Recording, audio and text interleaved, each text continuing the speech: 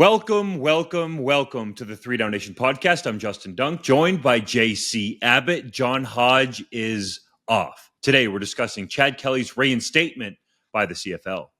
New ownership in Edmonton. A controversial call in the Riders' loss to Montreal. An all-star receiver returning north from the NFL. And the passing of a legendary CFL offensive line coach. But first, Canadian quarterback Nathan Rourke has made his triumphant return to the Canadian Football League, signing a 3-year contract with the BC Lions worth around $750,000 in 2025 and over $800,000 in 2026. That didn't equate to success, in his first start Sunday against the Blue Bombers, as the Victoria-born passer went 8 of 25 for 126 yards and 2 interceptions in a 20-11 loss against Winnipeg, later issuing a public apology. JC, is Rourke worth all the money and hype? Yes, he still is. Even after that game, nothing has changed. And quite frankly, we can all get caught up in the storyline that is Nathan Rourke and everything that it means to us that follow the CFL. I was guilty of it this week. I picked the Lions to win. I had big expectations for Rourke.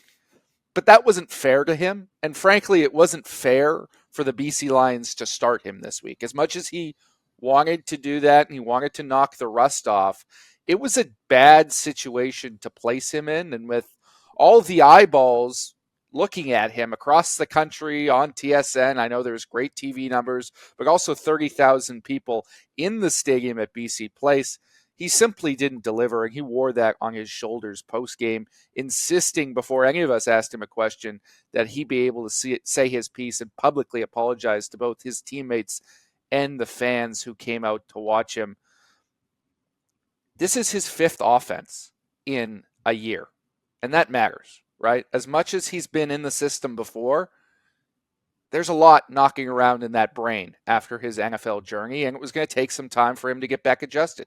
This is not the same receiving core that he threw to in 2022. Keon Hatcher is really the only guy who started in both of those years. Most of the other pieces are brand new to him. He's got to build that chemistry. He's got to build his role on the team and reestablish himself as a leader. To expect him to go out and put up incredible numbers in his first start simply wasn't a reasonable expectation. And I think the Lions know that, because last year or 2 years ago when they brought in VA, when Rourke got hurt, they didn't play him the first week on a week of practice. They sat him and they waited an extra week because they knew that he was not going to be ready that quickly. Unfortunately, they put Rourke in a situation where he had to be. The results were predictable. I didn't think he would play as poorly as he did, especially when you saw Nathan Rourke that first drive. He looked pretty composed. They got a couple first downs. I thought, okay, here they go. And Javon Coy did have a big drop, I felt like, on that corner ball that could have ignited the offense. That said, let's think of the extended week that was for Nathan Rourke, okay? On a Friday night, he's playing the 4th quarter of a preseason game with the Atlanta Falcons. A couple days later, he's released. Then he clears NFL waivers, and he's got this massive decision to make. Do I continue going after the NFL, or do I go back to the CFL, try to re-spark, if you will, that interest from NFL teams by, ideally from his standpoint, going and dominating in Canada? Because I don't think it's been talked about a lot that he still has that NFL window every offseason in his contract if he wants to go explore that.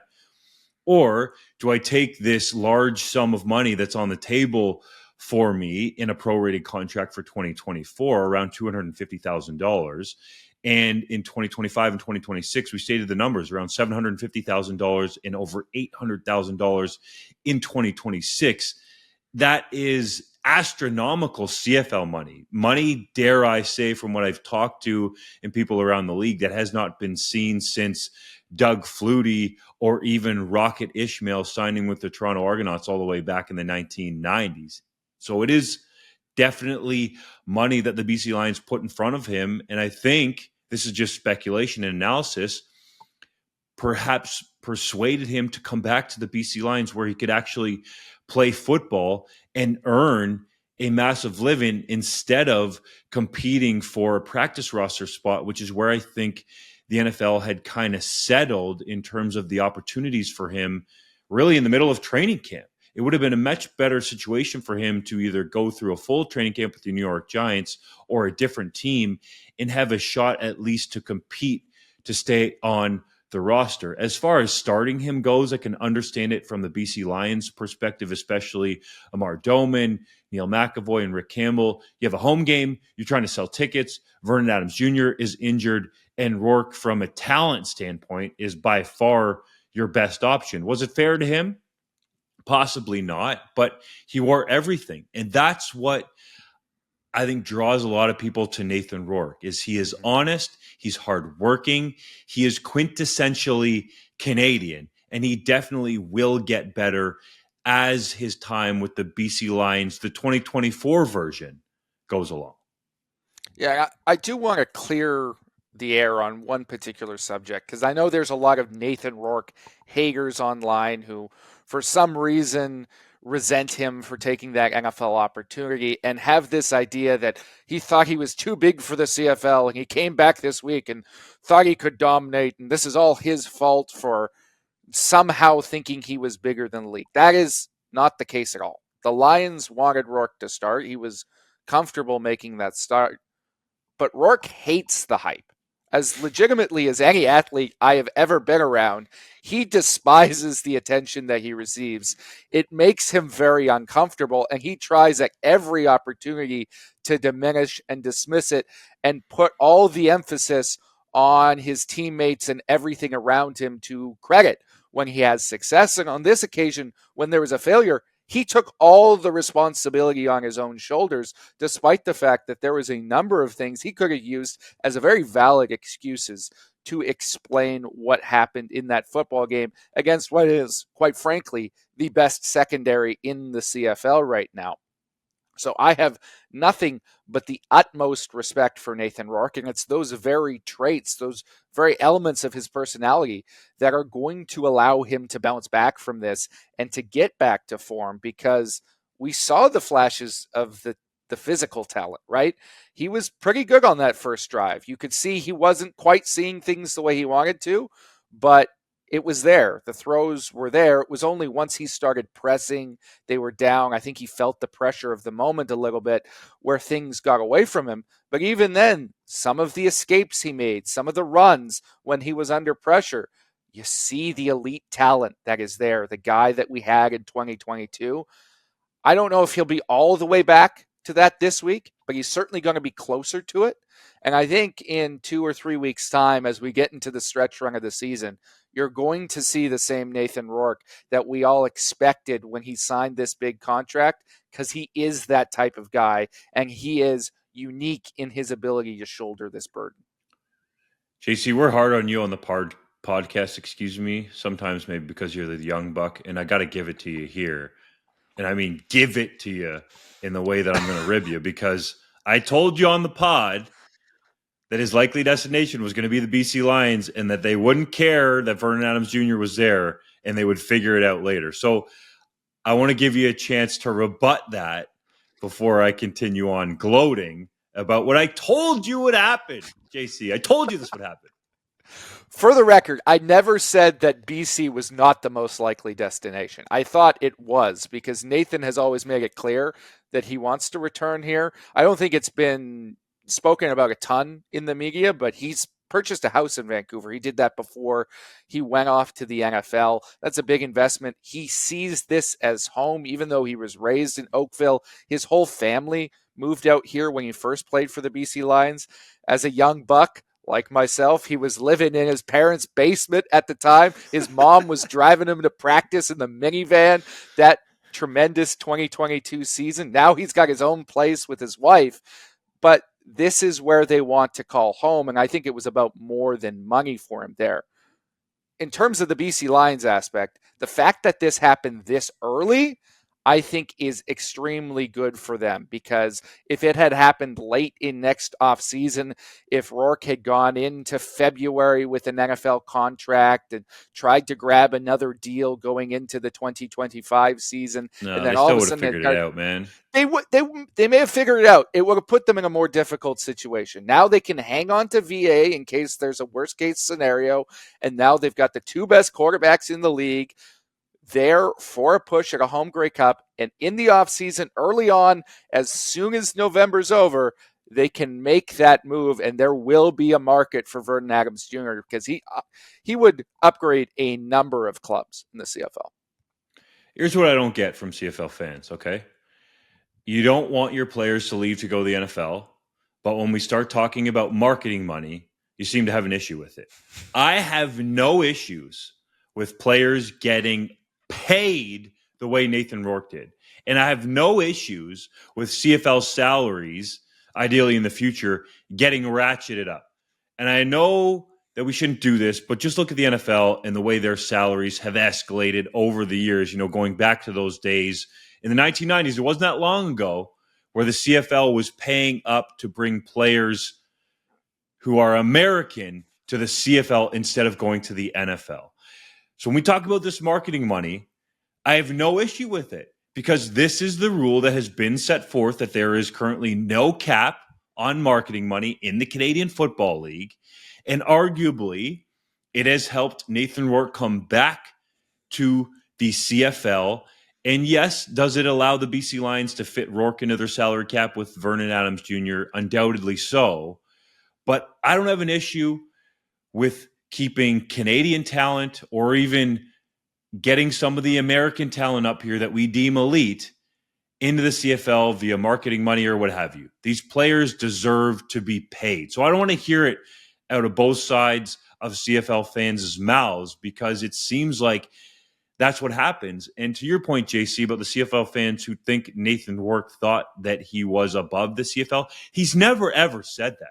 He's always had an immense amount of respect for the Canadian Football League, being a Canadian, born in Victoria, raised in Oakville, and he wanted to go chase that dream of playing in the NFL for multiple reasons, but one of them is that financial upside. That is undeniable. He knew that this kind of money that he got on this contract with the BC Lions was always going to be here. It's not disrespectful. He's just did, what was best for him. Full credit to Amar Doman for paying up to get him back to the Canadian Football League, and the league as a whole and TSN, its broadcaster, has already seen the uptick. The game, I'll call the Nathan Rourke return contest, BC Lions hosting the Winnipeg Blue Bombers, was the highest rated game so far during the 2024 CFL season, averaging over 750,000 viewers on TSN on Sunday night. Okay?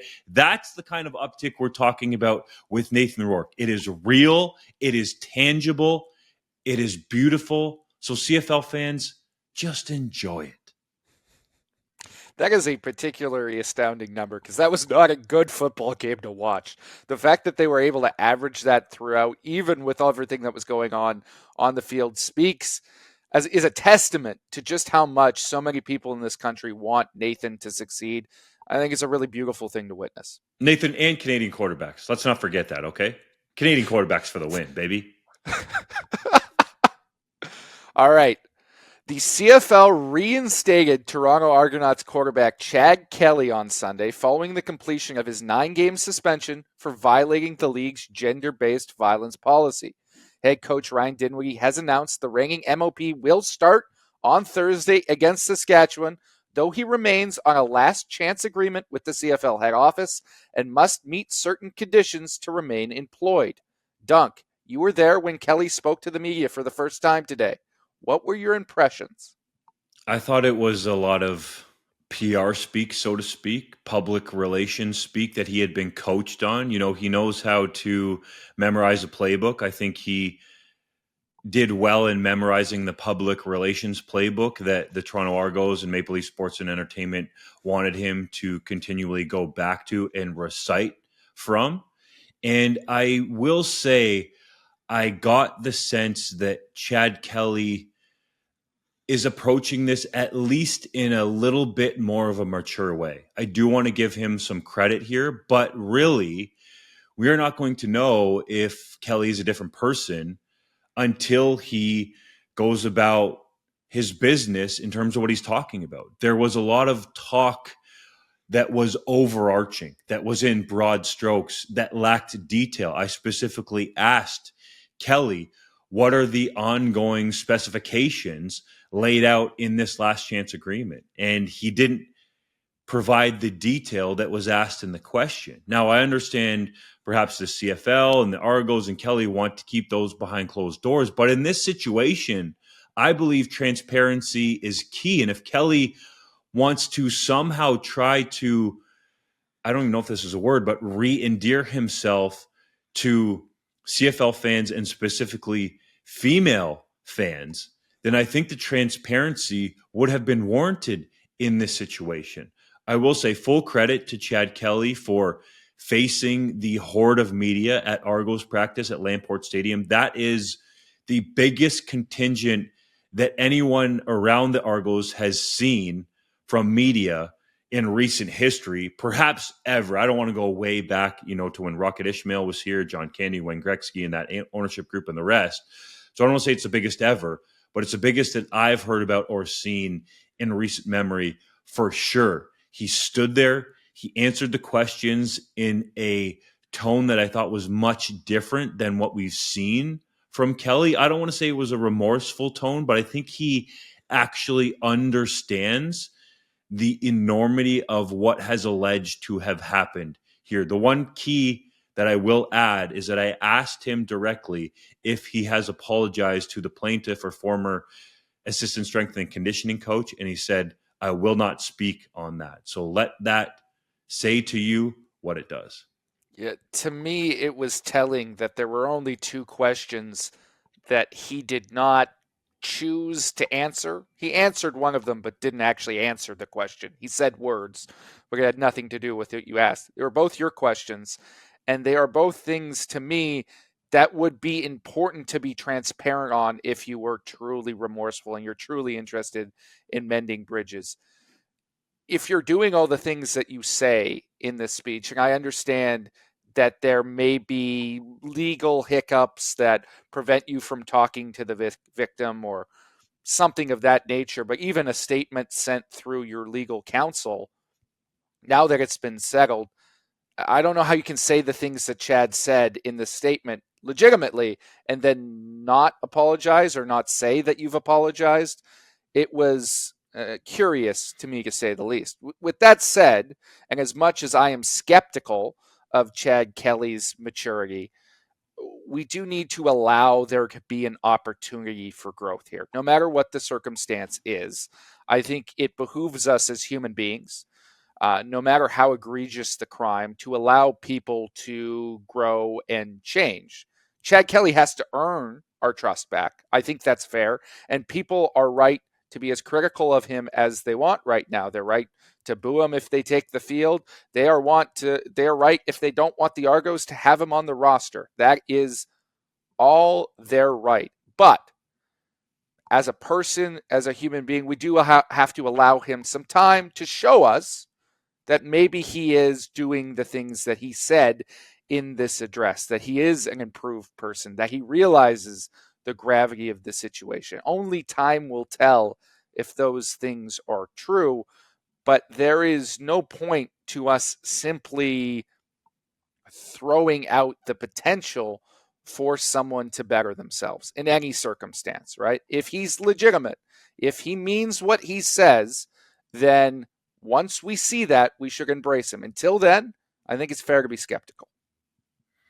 Definitely agree. And these words only really mean anything if he turns them into actions. And I think that's what a lot of people are waiting for. But then there's the other people, JC, you sort of alluded to this, that don't believe that he deserves the chance to even play football again. I do believe that there's a major difference here from how the CFL has operated within what's gone on here, the lawsuit, commissioning their independent investigation, making sure Chad Kelly goes through all of the stipulations laid out to have a chance at being reinstated. I do think the CFL has actually come down fairly hard on Chad Kelly, but I am still at a loss for the Toronto Argonauts as a franchise. Mm-hmm. I want to hear from the Toronto Argonauts. I don't care if it's Keith Pelly, the new president and CEO of MLSE, if it's Michael Pinball Clemens, if it's Ryan Dinwiddie, if it's Chad Kelly.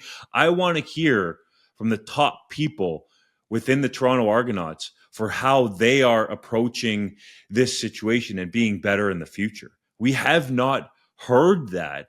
And the only actions that we can go off of is the Argos believing that it was okay to have Chad Kelly at a training camp practice in May after the suspension was levied. Yes, by the letter of the law, that was allowed by the CFL and within the collective bargaining agreement. But you have to understand the gravity and the magnitude of the situation and what's been alleged here against Chad Kelly. So I would like to hear directly from the franchise and not just a cut and pasted quote. I want to hear what they are tangibly actually doing. That's why I asked Chad Kelly, what are the stipulations in your last chance agreement? What are the things that you have worked on, right? He talked in a lot of generalities, and I understand that from a public relations standpoint, that's what you want to do, and you hope that it blows over at some point.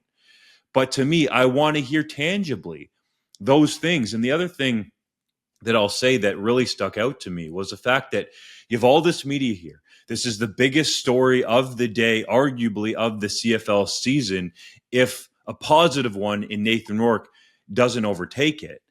And there are media being told that Ryan Dinwiddie is only taking football questions. Well, JC, I'll steal a line from you. Anything to do with Chad Kelly is a football question. I don't care when the media shows up, if it's on Sunday, Monday, Tuesday, day 1, 2, 3 of practice, or post game. These questions should be allowed to be asked. And if they don't want to answer, that's their right not to answer. But as long as Chad Kelly is playing football and there are still questions about anything to do with him, those are football questions, and there are going to be many of those questions continuing to be asked because this is not just a sports story. This is a news story, okay? We're talking about the biggest news outlets, not just in Toronto, but in the country that were there. CBC, CP24, which is a 24-hour, 365 news station in Toronto. For as much as people give Sportsnet flack about not covering the CFL enough, this was big enough that Sportsnet had a camera there. Obviously, TSN was there. CTV was there alongside 3 Down Nation and some other affiliated outlets. When the big media people come, and I don't even care, big or small, and have questions that they at least want to ask, those should be allowed to be asked.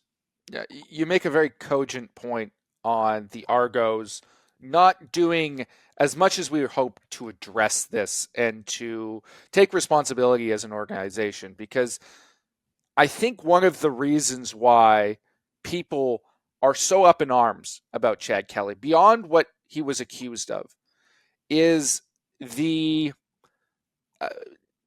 the difference in how it's being handled here in this situation in pro football versus how it would be in real life. If you had a criminal charge, generally, unless you are actually put in prison, that does not affect your work. Unless it's a public thing that flies back in the face of your employer, you can be charged with something criminally. You can go through that process. It's not going to affect your job.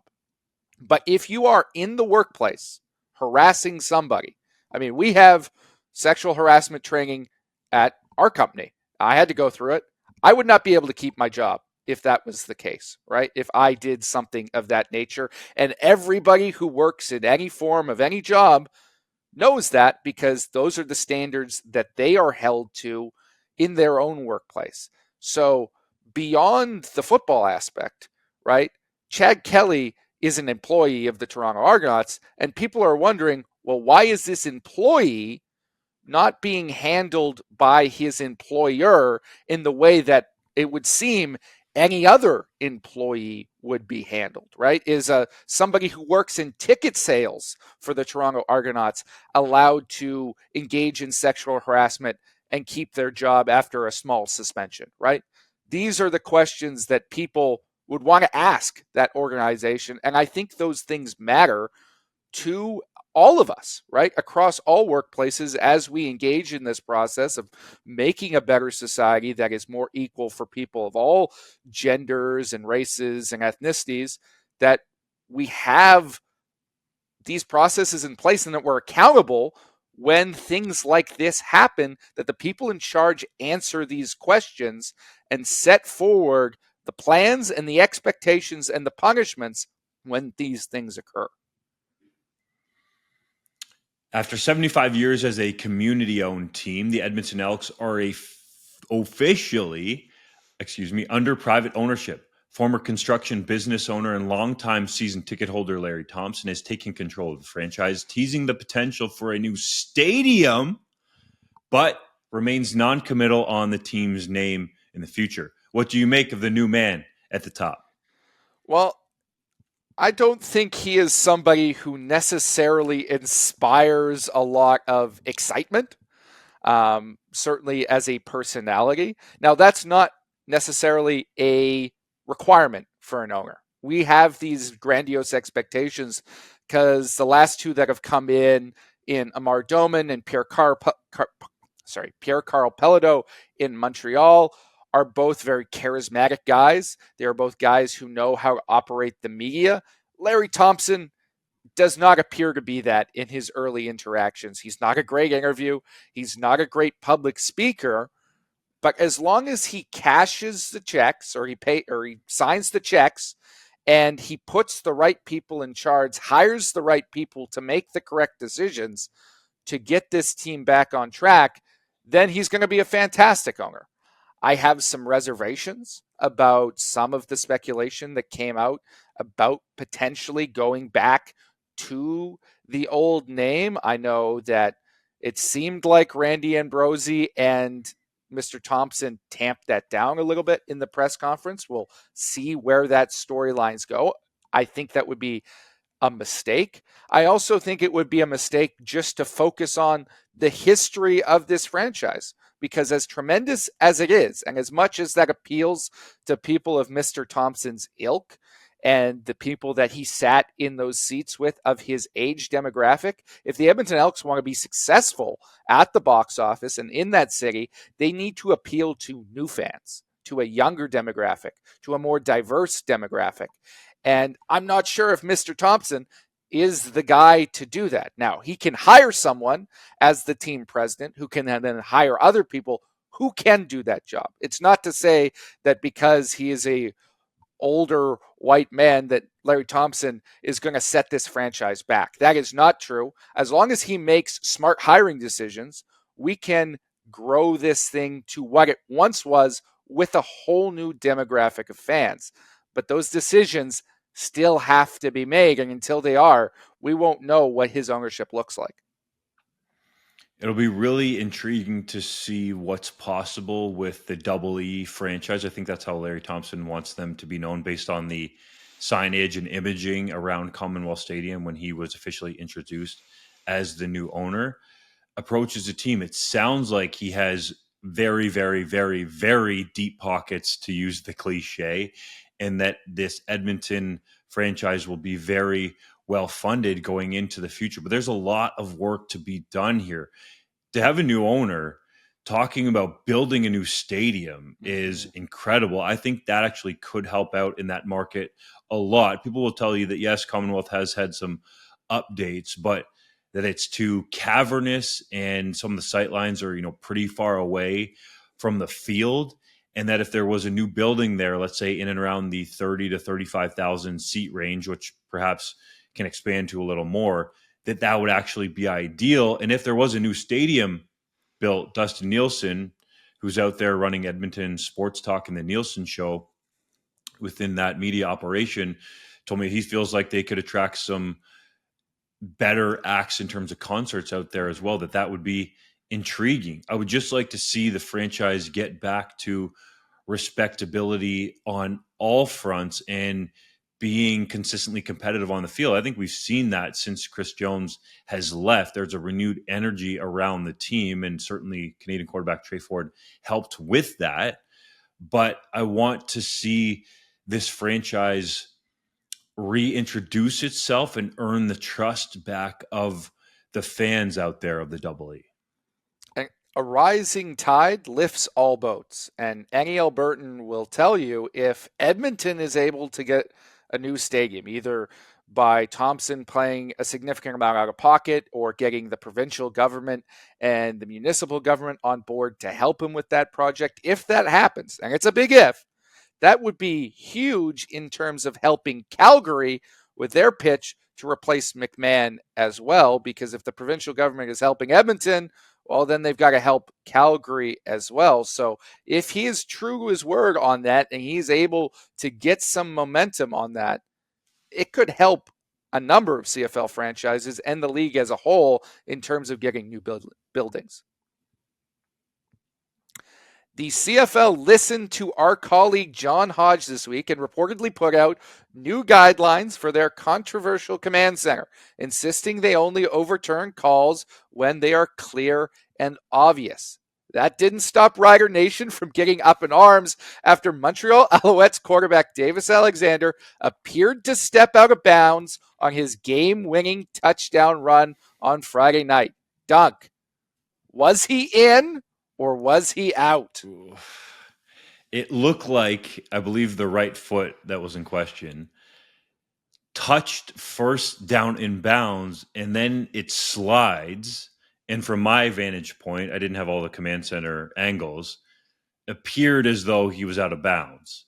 And as much as Rider Nation was upset with the call, they weren't necessarily blaming just that call on losing to the Montreal Alouettes. I felt like a lot more of their frustration and anger was directed at Brett Lauther, who missed 4 field goals in that game. One of them was brought back by James Letcher Jr. for a touchdown that completely swung the game. So I feel like there wasn't as much scrutiny on the loss being the result of the command center call as there was the week before. Tell that to my Twitter mentions. Come on now. Yeah, fair. I was fighting for my life out there. Overall, I just think more of the anger was directed at Brett Lauther. That it's time that the command center got back to that, just overturning the clear and obvious, and also keeping the games moving. I think there's something to be said for that let's get those right and keep it moving. But this call with Davis Alexander, I would love to see and have an explanation as to what the command center based the call on. It's the same thing the week before with the roughing the passer on Dustin Crum, extending that double overtime game in Ottawa. Can we get an explanation from the command center? Because something would be better than pure silence. And I feel like, we see that in the NHL with some of the decisions that they make, or even in the NFL with the decisions that are made when they go to video replay, So I think if the league as a whole help the command center by just explaining the process they went through, that a lot of people could understand it more. Perhaps they had a top-down angle from some unknown blimp or satellite zoomed in to see some blades of green between Davis Alexander's cleat and the sideline. Because it was really close, but those are the kind of calls that might not be so obvious, but you need a clear outcome on it. And I think an explanation would help fans at least understand a little bit and hold them at bay. Yeah, you and I are on completely the same page on that particular topic. I believe an explanation is always merited, and the league would be better off if they allowed that to happen. However, I think the command center got the call right here, and I'll explain why.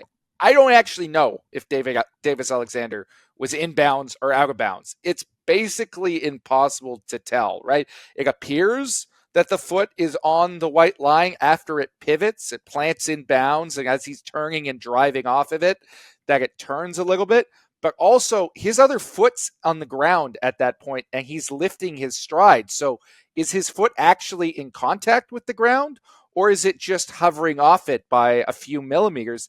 it's impossible to tell from that angle as he's pivoting and lifting the leg, because you are allowed to have limbs or things out of bounds as long as they don't actually touch the ground. So given that information, those video angles and those still photographs and the Zapruder film that the Rider Nation has put together, none of that is conclusive.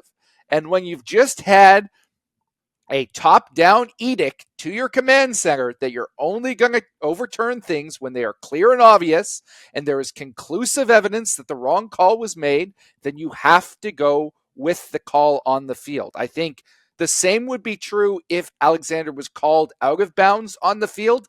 That call would have stood and should have stood. They called him inbounds, and there wasn't enough to overturn it.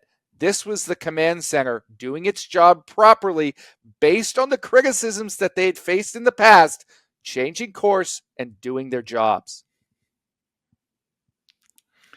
The Hamilton Tiger Cats have shaken up their coaching staff yet again. I don't know who Coach Milanovic is going to blame now, but anyways, it came after an embarrassing loss to Edmonton. Mark Washington was fired, oddly enough, and Chris Jones, the old Elks head coach, was brought in to replace him, even though he has a different title. Does hiring Jones make any sense in the Hammer? So let's lay this out. The Ticats think that they have the worst defense in the CFL. They're panicked. They fire Mark Washington. The stats bear that out. It is the worst defense. So you go out and you hire the man to fix it. The man responsible for the second worst defense in the CFL. That does not make any sense. Look, I don't think we should write Chris Jones off. He's showed his pedigree in the past as just a defensive coordinator that he can do that. This was not a move that needed to be made right now. This was not the guy to bring in to change it. I think Chris Jones needed some time away to reflect and figure out how to run a defense again. And the Ticats aren't going to be any better off with him there. To your point, Dunk, I don't know who Milanovic is going to blame next or fire next. He's already fired the special teams coach. He's fired the defensive coordinator. I think he's going to fire the OC next. Oh, wait, that's him. Maybe he should shoulder a little bit of the burden himself. I would agree. I mean, ultimately, when you look at Chris Jones as a supposed defensive guru, I know he had a lot of jobs in Edmonton, but he got to pick all the players he wanted on that unit for parts of 3 seasons, and it was atrocious. Just ask Nathan Rourke in 2022 how easy it was to carve up that unit because he did it multiple times. People were joking around that he set a number of those records because he was going against Chris Jones. Like, he has to re-earn that title of being a defensive guru. And I do find it laughable that the Ticats have come together and decided that the best guy to help this defense out is Chris Jones, who arguably headed and coached the worst team in the CFL the last couple of years. And the Tiger Cats are heading that direction, at least through the first half of 2024. You know, what I thought might happen here was that Orlando Steinauer could take over the defense.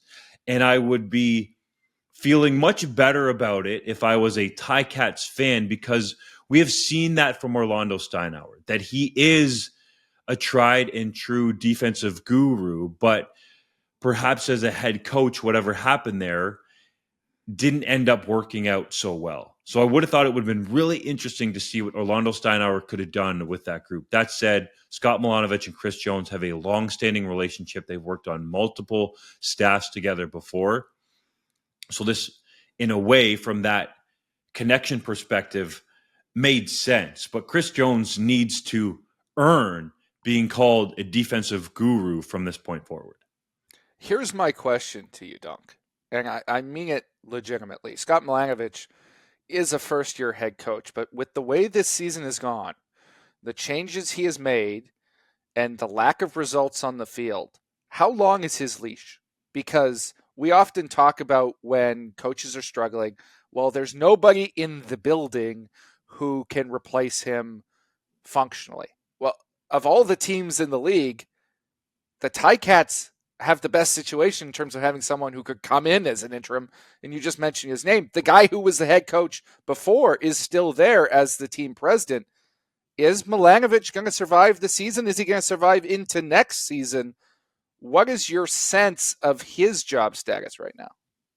It's the Tiger Cats with Bob Young and Scott Mitchell, so you can never say anything is for certain because they've shown that they'll make change and bring in big names at a moment's notice.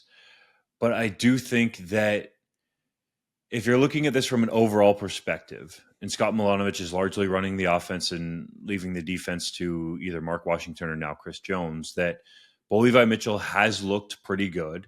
The Tiger Cats would have at least a couple more wins if Tim White caught the football earlier in the season, and that there is some, at least let's call it intriguing upside in Taylor Powell, who has now been put into that starting role with Bo Levi Mitchell going to the bench. So perhaps he gets more time, but when you have these kinds of seasons where you're trending like you're going to be the last place team in the CFL and only have a handful, if not even that many wins to show for it, that changes are usually made in Hamilton when that happens. And it's just hard to get into the mind of those guys and hear what they're thinking because there are some pieces there, but then it just doesn't seem like a team that plays complementary football as often as it needs with Scott Milanovic. I appreciate his insights and how truthful he is when he answers questions. I think a lot of coaches can learn from that. He tells you what he thinks,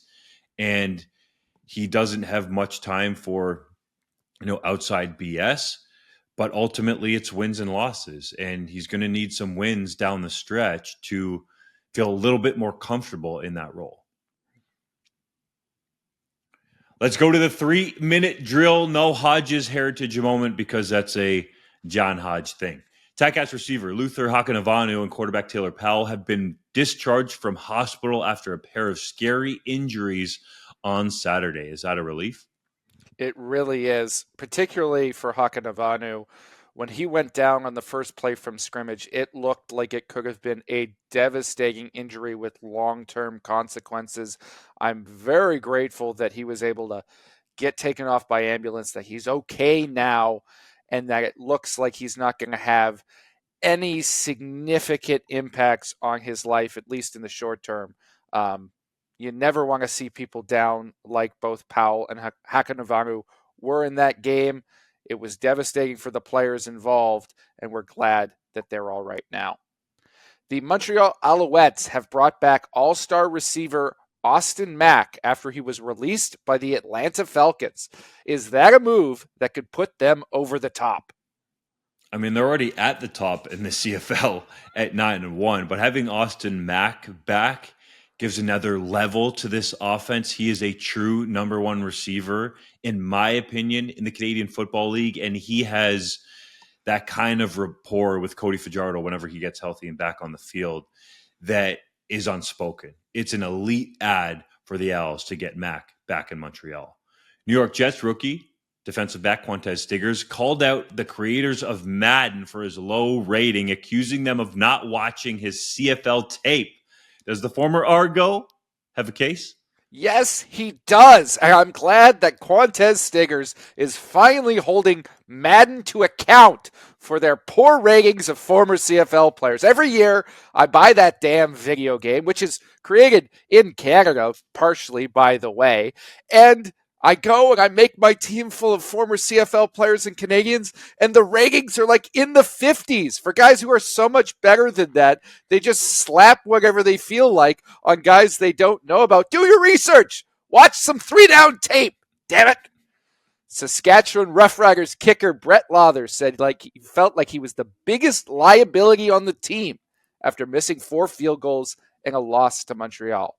Is it time for the Riders to look at other options?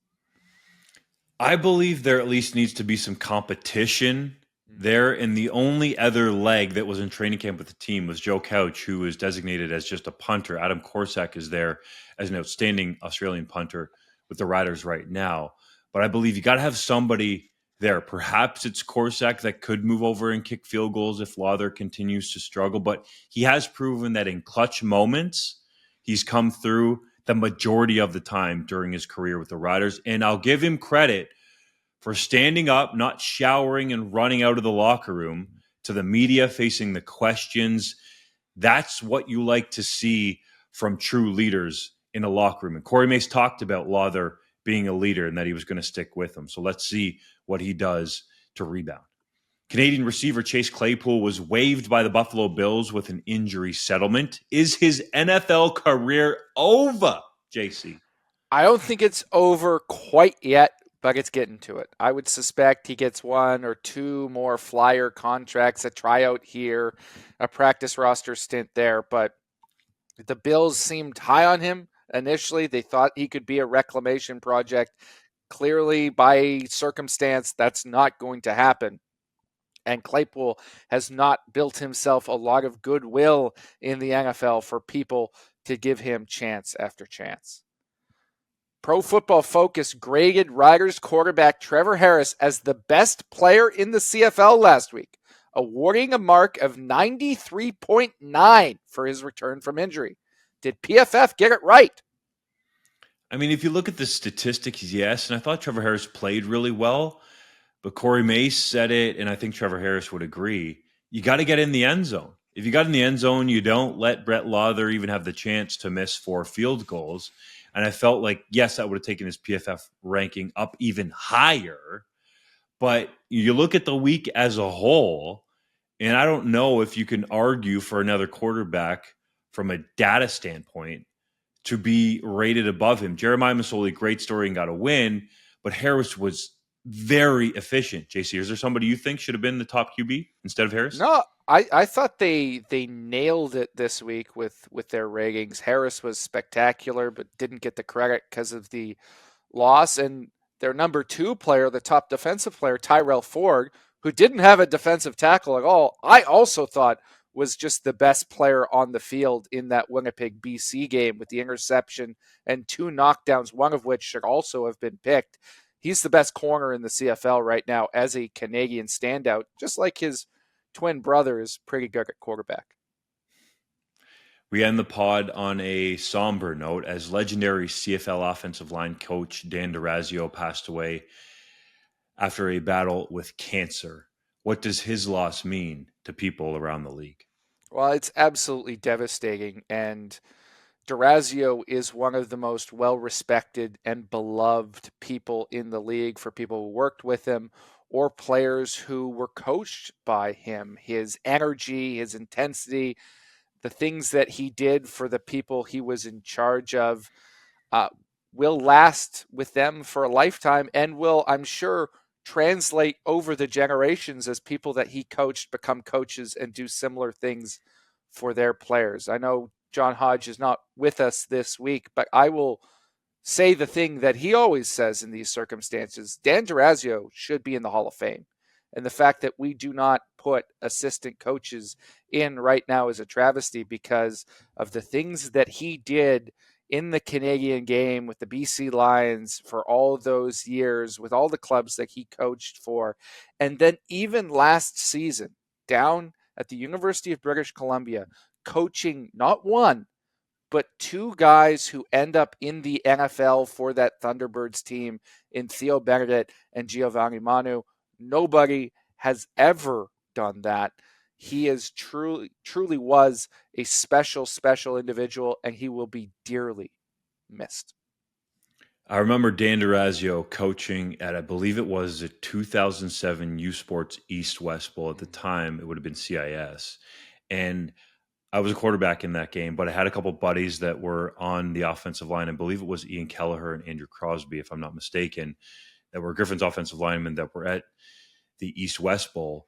And those guys talked about how it was an actual real practice that was harder than the practices we had when we were the Griffins because Dan D'Orazio was their coach. They were going through all sorts of crazy drills. He was throwing stuff at them, but he treated every minute on the field as a minute and a way to get better at your craft. He is second to none in terms of legit energy that I've ever seen from a position coach on the field in, I'll just say, Canadian university football. That's not a slight at anybody, but this guy gets after it. And those guys talked about, when we were in the dorm rooms after practices leading up to the game, that, they really couldn't hang out and chill like the rest of us because they had gone through what they felt like was as close to a game as possible without going through a game that they needed to be in the cold tub and stretch to be ready for the next day of practice. So those are the kinds of memories that will live on about Dan Durazio and his impact in Canadian football. That does it for this episode of the 3 Down Nation podcast. Be sure to tune in for our next episode.